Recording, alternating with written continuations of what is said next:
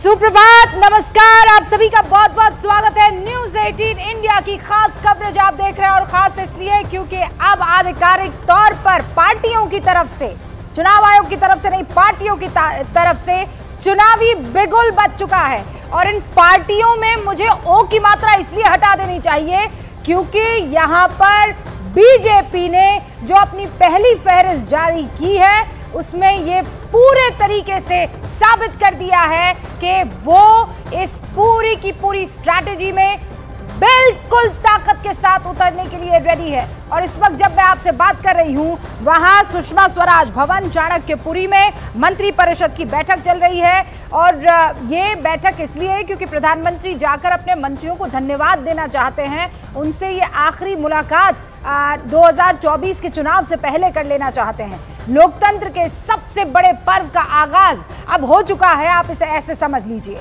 BJP के 370 पार की picture का पहला ट्रेलर कल रिलीज हो गया। आपको प्रधानमंत्री नरेंद्र मोदी, भारतीय जनता पार्टी के पूरे विजन का अंदाजा ऐसे लगेगा कि कल उन्होंने जो लिस्ट जारी की है उसमें उन्होंने ज्यादातर अपने कैबिनेट मिनिस्टर्स को, राज्य मंत्रियों को मैदान में उतार दिया है जो राज्यसभा से चुनकर गए थे। लोकसभा चुनाव के लिए उम्मीदवारों की इस पहली लिस्ट में क्या कुछ है क्या नहीं है, ओबीसी से लेकर अनुसूचित जाति से लेकर 28 महिलाओं के अलावा जनजाति युवा चेहरे, मतलब 50 से कम 47 युवा चेहरे हैं 50 से कम उम्र के, जिनको इस बार टिकट ये पहली फहरिस्त में दी गई है। 2024 के लिए बीजेपी की इस रणनीति को समझना बहुत जरूरी है क्योंकि बीजेपी को टक्कर देने की तैयारी में जो दूसरी तरफ इंडिया अलायंस है उसके नेता अभी सीट शेयरिंग के फॉर्मूले को भी नहीं तोड़ पाए हैं। बंगाल हो कि बिहार हो कि महाराष्ट्र हो, जबकि बीजेपी 195 उम्मीदवारों के नाम के साथ मैदान में उतर चुकी है। सबसे पहले आपको 2024 के लिए बीजेपी की बिग पिक्चर दिखा देना चाहती हूं। यह बड़ी स्क्रीन न्यूज 18 इंडिया की आपके सामने, और यहीं पर वो बिग पिक्चर आपको नजर आएगी। 195 उम्मीदवार, ये देखिए। शुरुआत हम करते हैं स्मृति ईरानी अमेठी से, हेमा मालिनी मथुरा से, साध्वी निरंजन ज्योति फतेहपुर से, सरोज पांडे कोरबा से, बांसुरी स्वराज ये नया नाम आया है। यानी अपने तमाम पुराने जो नेता हैं, जितनी महिला हैं, उनके टिकट इस वक्त मैं आपको बता रही हूँ। वो जो महिला उम्मीदवार है उनके नाम आपको बता रही हूँ। बांसुरी स्वराज नई दिल्ली से अपनी किस्मत आजमाएगी। लॉकेट चैटर्जी वहां हुगली से, पश्चिम बंगाल के गीता कोड़ा सिंहभूम से, कमलजीत सहरावत पश्चिम दिल्ली से, यहां पर प्रवेश वर्मा का टिकट कटा और इनका नाम आया। रेखा वर्मा धरोहरा से, नीलम सोनकर लालगंज से, श्रीरूपा मित्रा चौधरी मालदा दक्षिण से, और प्रिया साहा बोलपुर से, बिजली कितला मेधी जो है वो गुवाहाटी से, और कमलेश जांगड़े जांजगीर चंपा से। ये वो नाम है 195 उम्मीदवारों में 28 नाम जो महिला उम्मीदवार हैं। 195 उम्मीदवारों के हिसाब से ये पहली लिस्ट 14% महिलाओं को बीजेपी ने मौका दिया है। और ये उन महिला उम्मीदवारों के नाम हैं जिनमें आपने देखा स्मृति ईरानी से लेकर हेमा मालिनी से लेकर साध्वी निरंजन ज्योति से लेकर सरोज पांडे और तमाम लोग हैं। ये बताता है कि ओवरऑल एक बिग पिक्चर क्रिएट करने की इस पहली फहरिस्त में बीजेपी ने कोशिश की है। सारे खास मेहमान हमारे साथ जुड़े हुए हैं, लेकिन पहली लिस्ट में जो 195 उम्मीदवार तय किए गए हैं उनका पैमाना क्या था, कैसे परखा है, वो भी समझना जरूरी है। क्योंकि आपको याद होगा कि 3 दिन पहले उम्मीदवारों को तय करने के लिए बीजेपी मुख्यालय में घंटों बैठक चली थी, मंथन चला था। और इस मंथन के बाद क्या अब इंडिया अलायंस में वो मंथन शुरू हो जाएगा, ये एक बड़ा सवाल है। सारे खास मेहमान हमारे साथ जुड़ चुके हैं, उनसे आपका मैं तारुफ करवा देना चाहती हूं। हमारे साथ शिवम त्यागी भारतीय जनता पार्टी के राष्ट्रीय प्रवक्ता जुड़ रहे हैं। इनफैक्ट यहाँ न्यूज 18 इंडिया पर डिबेट में पहली मर्तबा हमारे साथ जुड़ रहे हैं। शिवम, बहुत बहुत स्वागत है आपका। तहसीन पुनावाला, इस वक्त आपको स्क्रीन पर मुस्कुराता हुआ चेहरा नजर आ रहा है।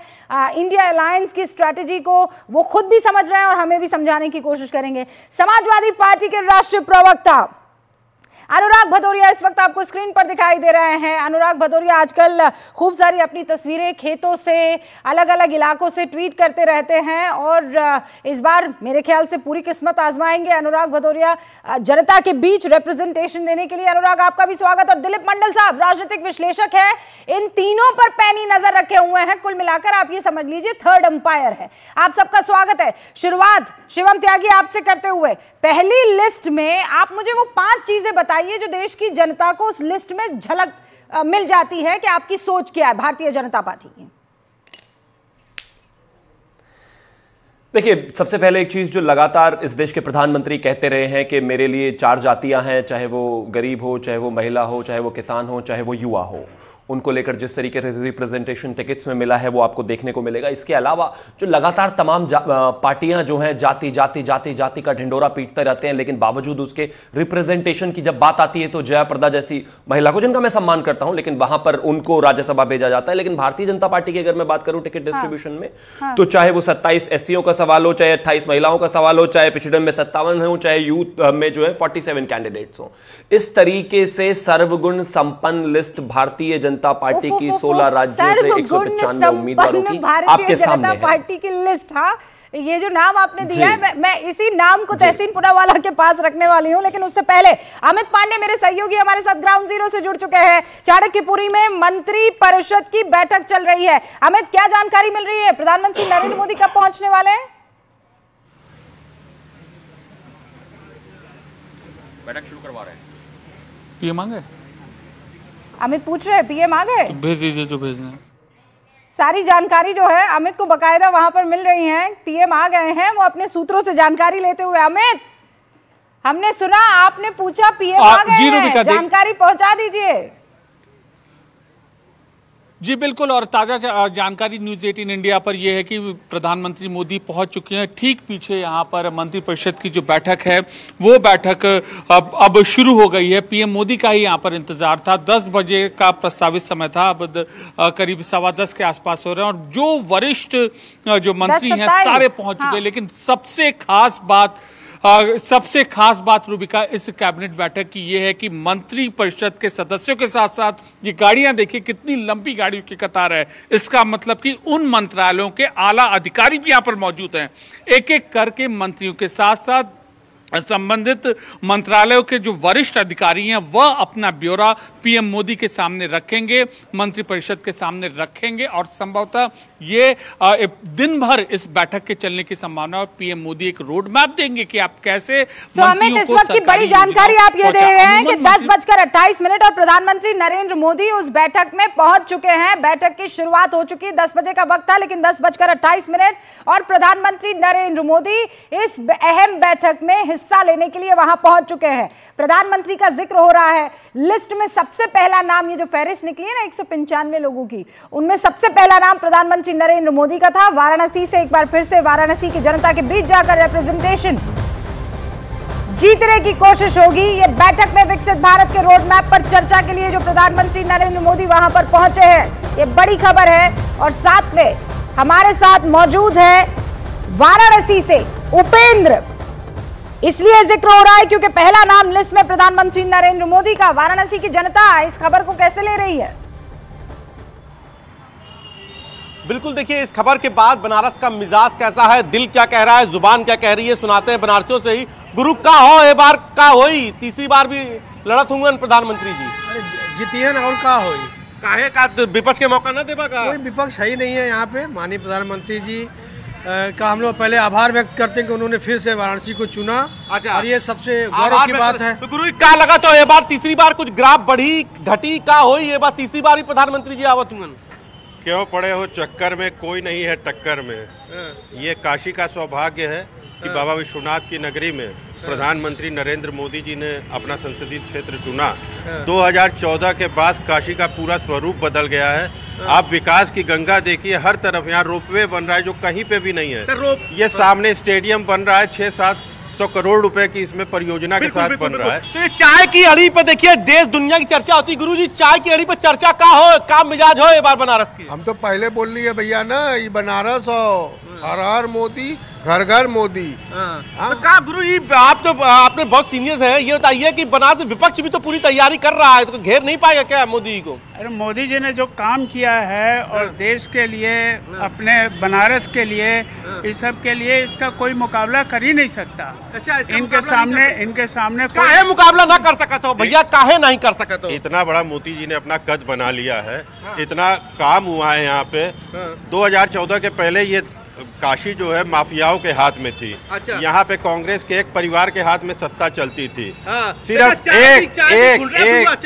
एक सिर्फ काशी विश्वनाथ एक्सप्रेस चली थी। आज वंदे भारत का जाल बिछ चुका है। मेरी तो विपक्ष से ये अनुरोध है कि मोदी जी को देखते हुए, उनके विकास को देखते हुए उपेंद्र, मेरी बात सुनिए ना, आप इन तमाम लोगों से बात कर रहे हैं, मेरा एक सवाल इनसे पूछिए, क्योंकि जो तमाम न्यूज़ 18 इंडिया के व्यूअर्स इस वक्त इसे देख रहे हैं, वो ये जानना चाहेंगे, क्या ये लोग अलग अलग पार्टियों को अपने पूरे टाइम में अब तक, जब से वोटिंग शुरू हुई है, देते आए हैं और उसके बाद इनका मन परिवर्तित हुआ है?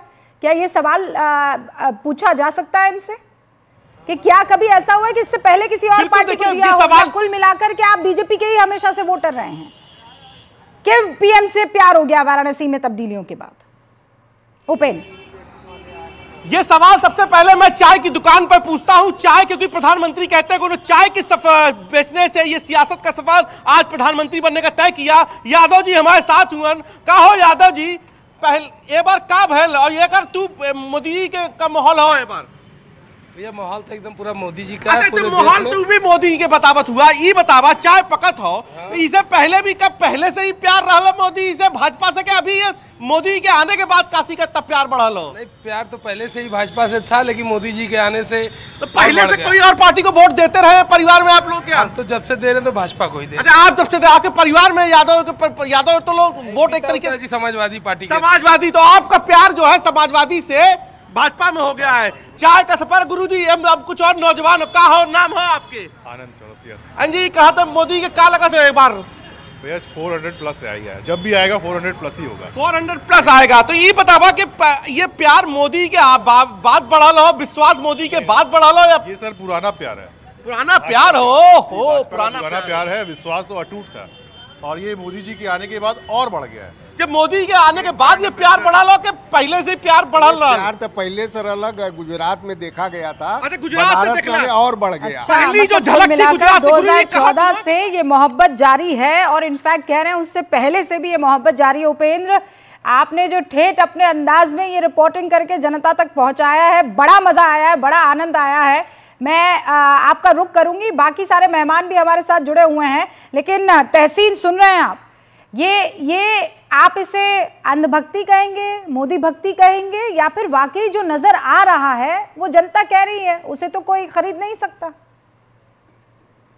थैंक यू रविका जी, आपके शो में शिरकत करने का मौका मिला। इससे मैं कहूँगा जमहूरियत में सबका अधिकार है अपने अपने लीडर्स को चूज करना, अपने अपने लीडर्स को पसंद करना। ये तो अच्छी बात है, ये तो हमारी जमहूरियत लोकतंत्र की खूबसूरती है।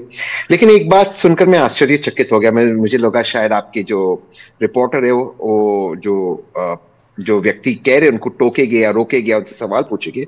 उन्होंने कहा कि माननीय प्रधानमंत्री जब से सांसद बने उसके पहले कोई विकास नहीं हुआ था, यहाँ गुंडा राज था, वाराणसी की बात कर रहे थे, कोई डेवलपमेंट नहीं था। तो मैंने चेक किया गूगल के ऊपर, गूगल पर चेक करने के बाद पता चला पिछले 24 साल से माननीय प्रधानमंत्री वहां के एमपी बने, उसके पहले 24 साल से वहां पे बीजेपी के सांसद थे, और 10 साल माननीय प्रधानमंत्री का पकड़ लो तो 34 इयर्स, और उसके पहले 2 साल भी अनिल शास्त्री जी जब जनता दल में थे, बीजेपी की सरकार थी। तो 36 इयर्स भाजपा के सरकार थी, वहां पे भाजपा के सांसद थे, कोई विकास नहीं हुआ, गुंडा राज था। तो ये देखिए, ये सारी बातें मैं मानता हूं कि माननीय प्रधानमंत्री बहुत ही पॉपुलर है, इस बात को मैं मानता हूं। मैं ये बात मानता हूं कि देश में सबसे पॉपुलर नेता है, लेकिन कोई भी चीज कहना बिना किसी तर्क के, मुझे लगता है थोड़ा सा अच्छा, लेकिन क्या ये तथ्य, have you been to Varanasi तहसीन, गए हैं आप? 4 बार। क्योंकि मैं काल भैरवा का बहुत बड़ा भक्त हूँ, मैं वहां पर काफी जाता हूँ, और वहां पे जाते मैं मेडिटेशन अपने तंत्र सीखने के लिए वहां जाता हूँ, तो काफी बार जाता हूँ। हाँ, तो और वहां पे बहुत डेवलपमेंट हुआ है। एब्सोल्युटली, ये बात भी मानता हूँ। तो वही बात तो सामने वाला कहने की कोशिश कर रहा है कि वहां डेवलपमेंट हुआ है, और वो डेवलपमेंट जो है वो मोदी से और नजदीकी बढ़ाता है। वो मैं मानता हूँ, उनका अधिकार है वो प्रधानमंत्री को वोट दे, लेकिन ये कहना कि प्रधानमंत्री आए उसके पहले वहां पे गुंडा राज था, लेकिन मैं भाजपा का समर्थक हूँ, तो गुंडा राज मतलब भाजपा ही कर रही थी, सारे सांसद उन्हीं के थे। शिवम त्यागी, गुंडा राज मतलब वहां तो हमेशा से बीजेपी की सत्ता रही है उस इलाके में, क्या जवाब देंगे? अच्छा, मैंने ये भी चेक किया कि वहां पे मेयर भी भाजपा का था, ये भी चेक किया मैंने। अच्छा, सब चेक कर लिया है, सब कुछ वहां पर बीजेपी का था, फिर भी कोई डेवलपमेंट नहीं। देखिए मेरे तहसीन भाई, गूगलेश्वर बनने की आवश्यकता नहीं है आपको। मैं मानता हूं अगर आप ग्राउंड जीरो पर जाएंगे तो आपको ज्यादा क्लैरिटी मिलेगी। जब एक व्यक्ति आदरणीय प्रधानमंत्री जी के बारे में बात करता है तो वो भाव विभोर होता है, अपनी भावनाएं व्यक्त करता है, और वो सेंटिमेंट और वो कनेक्ट वाराणसी का और इस देश के प्रधानमंत्री जी के साथ क्या है उसको महसूस करने के लिए आपको उनके बीच में जाना पड़ेगा। उस व्यक्ति का कहने का अर्थ बहुत सीधा है, और वो ये कि जब से आदरणीय प्रधानमंत्री जी वाराणसी में आए हैं पूरे तरीके से काया पलट हो गई है। मैं लगातार वाराणसी जाता रहा हूं। अब की वाराणसी और अब से 10 साल पहले वाली वाराणसी में जमीन आसमान का फर्क है। जो लोग वहां पर जाते हैं वो इसको बताते हैं, और ये मानना पड़ेगा, इस बात को कोई डिनाई नहीं कर सकता कि पिछले 10 साल की जो भारतीय जनता पार्टी की सरकार रही है और बाकी जो सरकारें रही हैं, चाहे कोई भी, उसमें डेवलपमेंट, विकास का स्तर और स्पीड इतनी तेज रही है कि हर एक व्यक्ति उसको महसूस कर सकता है। इवन तहसीन भाई भी खुद ही कह रहे हैं कि हां डेवलपमेंट हुआ है। दैट मीन्स अनुराग जी, लोग वहां